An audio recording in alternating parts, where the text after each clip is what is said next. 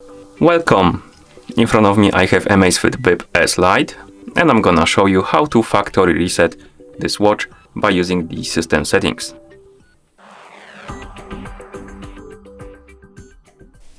Before we start, if you want to factory reset your watch, make sure that the battery level on your watch is at least above 20 or 30%, because if the battery dies during the resetting process, it might damage your watch. Now let's continue with the reset. So first thing you will need to do is to wake up the screen on your watch, and you can do it by pressing the side button. After you wake up the screen, press the side button again to open the menu. Now scroll through the menu, find the settings icon and tap on it to enter the settings. In settings, scroll down, find the option called reset and tap on it, and here tap on the check mark to confirm and start the resetting process. Now let's wait until the resetting process is complete.